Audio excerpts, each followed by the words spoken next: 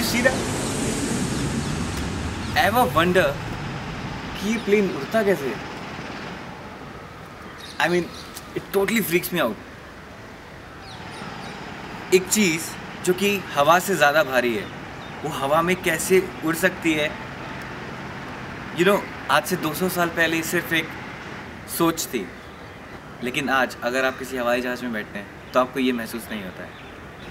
Aeroplanes actually एक ऐसा invention है जिसने पूरा हिस्ट्री बदल दिया।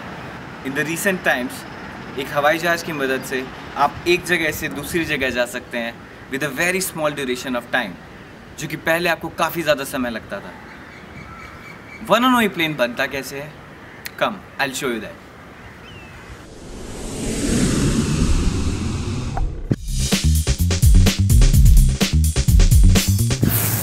मैं हूँ राहुल आर्या, आपका होस्ट, आपका दोस्त और आपका गाइड इस जर्नी पर। एंड यस, हम यहाँ पे जो बनाने जा रहे हैं वो सब कुछ आप अपने घर पे बना सकते हैं। Do it your self, it's your show, your creation.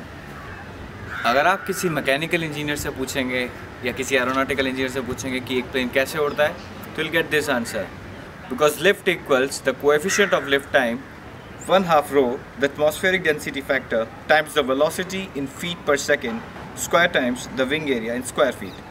Oh, it's some sort of a rocket science, huh? Oh, don't worry, आपको इस सब में जाने की ज़रूरत नहीं है। To make a small RC model remote control plane, you just have to follow simple principles. ये है सेस्ना 172 स्काईहॉक प्लेन। ये एक बोइंग जहाज से तो छोटा जहाज है, पर ये भी सेम प्रिंसिपल फॉलो करता है। दरअसल जहाज के पंख उसे ऊपर नहीं उड़ाते, उसकी बनावट ही ऐसी की गई है जिससे ऊपर उड़ने का दबाव पैदा होता है। इसी बनावट या शेप को हम एयरफॉयल भी कहते हैं। सामने से आती हुई हवा यानी कि अपेक्षित पवन को हम रिलेटिव विंड भी कहते हैं, और इसी की वजह से एयरफॉयल में उड़ान पैदा होती है। एयरफॉयल की बनावट ऐसी है कि जब हवा एयरफॉयल की ओर से गुजरती है तो ऊपर से जाने वाली हवा नीचे की ओर से जाने वाली हवा से ज़्यादा तेज जाती है, जिसकी वजह से नीचे धीमी गति से जाती हुई हवा में ज़्यादा दबाव पैदा होता है, यानी कि हाई प्रेशर, और ऊपर से तेज बहती हुई हवा में कम दबाव पैदा होता है, मतलब लो प्रेशर। और इस हाई प्रेशर की वजह से लिफ्ट क्रिएट होता है, जिसे हम बर्नौली का सिद्धांत भी कहते हैं, और अंग्रेजी में बर्नौलिस प्रिंसिपल। हवाई जहाज़ के पंख उसको ऊपर उड़ाने में सहायता करते हैं, और प्रोपेलर से जो ताकत विमान को आगे की ओर खींचती है उसे हम थ्रस्ट कहते हैं। तो एक जहाज लिफ्ट और थ्रस्ट की वजह से हवा में उड़ पाता है। जैसा कि आप देख सकते हैं, इसमें जो पंख लगे हैं वो इसकी उड़ने में सहायता करते हैं, और प्रोपेलर जहाज को आगे खींचने में मदद करता है। किसी भी हवाई जहाज के उड़ने में 4 तरह की फोर्सेस यानी ताकतें काम करती हैं: लिफ्ट, थ्रस्ट, वेट और ड्रैग। वेट एंड ड्रैग तो जो हवाई जहाज बनाने में सामग्री लगी है, और पायलट एवं अतिरिक्त सामान के वजन को हम या फिर पेलोड वेट सब मिलाकर ग्रॉस वेट कहलाया जाता है। एक हवाई जहाज को उड़ने के लिए उसका लिफ्ट उसके वजन के बराबर ही होना चाहिए। धकेलने यानी थ्रस्ट की प्रतिक्रिया के स्वरूप एक खिंचाव की ताकत जो पीछे की तरफ लगती है, हम उसे ड्रैग कहते हैं, और ये ड्रैग थ्रस्ट के बराबर होना चाहिए। अब आप हवाई जहाज के बेसिक्स समझ चुके हैं, अब आगे बढ़ते हैं। Imagine a world जहाँ पे कोई भी हवाई जहाज नहीं है, and you are the one who is going to create that. तो आप कैसे करेंगे? Let me show you an example.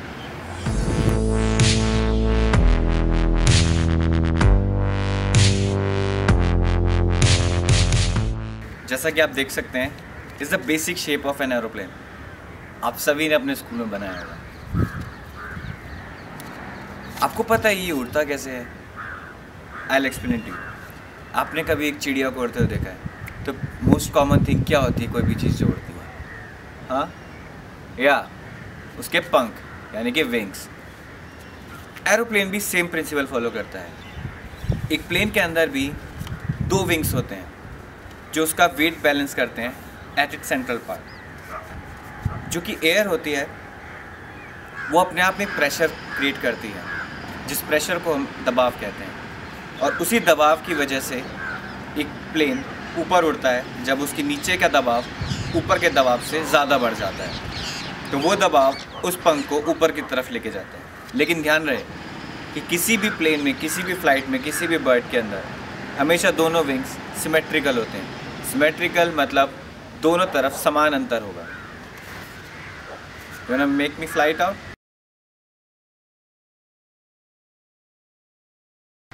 लेकिन ये तो बच्चों वाला प्लेन था, कोई भी बना लेता है। क्या आप अपने दोस्तों को चौंकाना चाहते हैं? Do you wanna give them a surprise? Let's join with me. जी हाँ, आप इसे घर पे बना सकते हैं विद नॉर्मल मटेरियल्स जो आप किसी भी मैकेनिक या इलेक्ट्रिक की दुकान से खरीद सकते हैं। Let's start it out. Right now हमारा फोकस है कि एक आरसी प्लेन कैसे बनाया जा सकता है घर पर विद मिनिमल रिक्वायरमेंट्स और बहुत ही कम बजट में।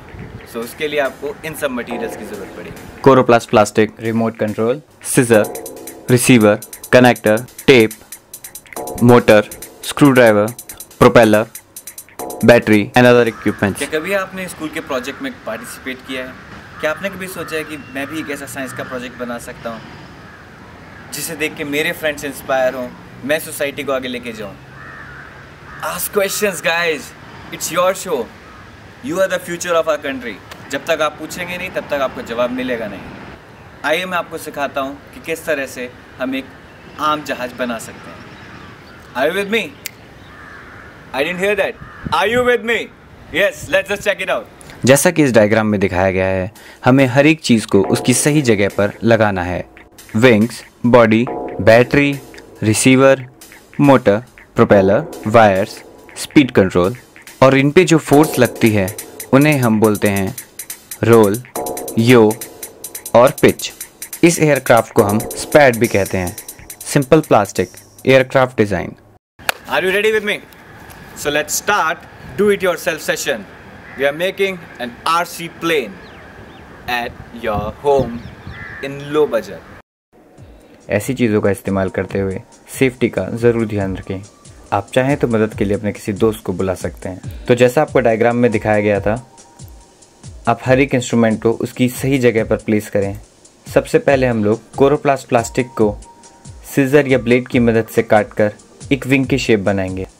विंग को प्रॉपर शेप देने के लिए आप एरोडायनामिक फॉर्म में काफ़ी सारे छोटे स्लाइसेस काट सकते हैं, जिसकी मदद से हम लोग एक सिमेट्रिकल फॉर्म में कोरोप्लास्ट प्लास्टिक लगा सकते हैं। कोरोप्लास्ट प्लास्टिक से ही उसकी एक बॉडी तैयार करें और उसी के अंदर दो छोटे कंजॉइंट कट्स लगाकर एक रॉड को फिट करें। Centre of gravity, wing leading edge, 1/4 distance in centre.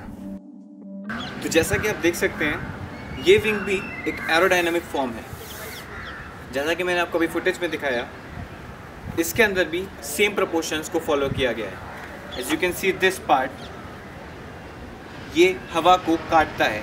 Suppose my fingers as 4 different layers of air, तो वो जिस तरह से आएंगी तो इसको इस तरह से चीरती हुई ऊपर उड़ेंगी। इससे जो नीचे की हवा होती है उस पर दबाव बढ़ेगा और जो ऊपर की हवा होती है उस पर दबाव कम रहेगा। तो जब किसी भी चीज़ पर दबाव ज़्यादा बढ़ता है, जैसा कि एक लिफ्ट में होता है, तो हम देख सकते हैं कि वो हवाई जहाज़ को ऊपर उड़ाएगी। तो अगर आपका प्लेन इस तरह से है और वो यहाँ से फ्लाइट लेने की कोशिश कर रहा है, तो उसके नीचे की जो हवा है वो ज़्यादा दबाव में है और जो ऊपर की हवा है वो कम दबाव में है। कारणवश हमारा हवाई जहाज ऊपर उड़ता है। और अगर ये एंगल कुछ ज़्यादा स्टीप ले ले तो उसको हम कहते हैं स्टॉल। टेल विंग्स को इस प्रोपोर्शन में काटें और उन्हें टेप की मदद से स्टिक करें। आप चाहें तो और किसी तरह की गम का इस्तेमाल भी कर सकते हैं। एक वुडन प्लैंक को कट करें। इसके लिए आप किसी कारपेंटर से भी मदद ले सकते हैं और 2 वुडन स्टिक्स को उसके कोनों पे चिपकाएं। अब हम इस वुडन प्लैंक को इसकी बॉडी में फिट करके देखेंगे। अब वुडन प्लैंक में छेद करके हम उसमें मोटर फिट करेंगे। याद रखें, मोटर सेंटर में फिट होनी चाहिए। मोटर को टाइट करने के लिए हम लोग स्क्रू ड्राइवर का यूज़ करेंगे।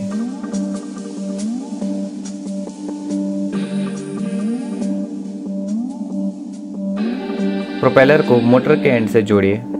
अंदर कनेक्शन केबल्स करने के बाद उसको आप रिसीवर से कनेक्ट कर सकते हैं। सारी वायर्स को डायग्राम के दिखाए हुए तरीके से जॉइंट करें और विंग एरिया को बॉडी से रबर की मदद से जॉइंट करें। ध्यान से देखिए, जिस तरीके से मैं इसको जोड़ रहा हूँ, आप भी इसको टेप की मदद से चिपका सकते हैं। Motor battery, round motor, 4230 kVR, 20 watts speed controller, 3+1 channel receiver, tail calculation 1/4 of the wing area, that is 20 cm. ये विंग एरोडायनेमिक प्रिंसिपल्स को फॉलो करना चाहिए। Wing area 80 cm by 15 cm.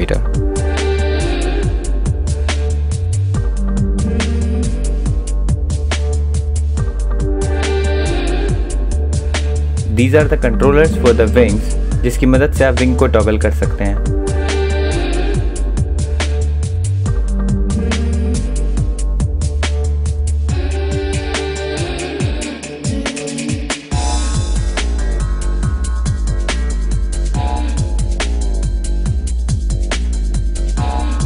Finally सारे कनेक्शंस होने के बाद एक बार उन्हें चेक करें।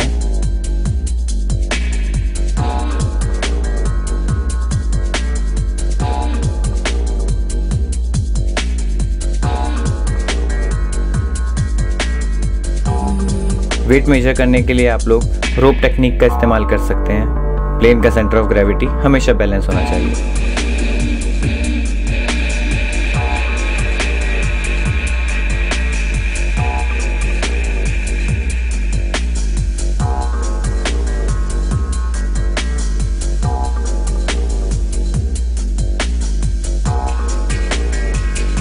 It's a matter of trial and error. अगर एक बार सही नहीं होता दोबारा ट्राई करें। अब अपना रिमोट के साथ अपने रिसीवर का कनेक्शन चेक करें।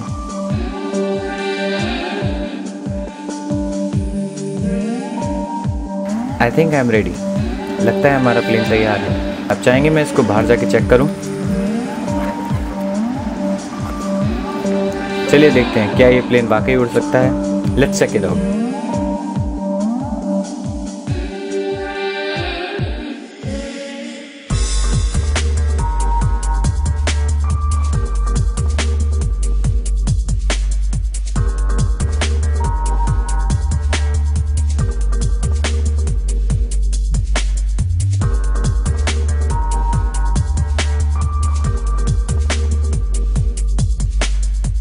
आई होप कि आज आपको कुछ नया सीखने को मिला हो। Thanks for watching. Goodbye, take care guys.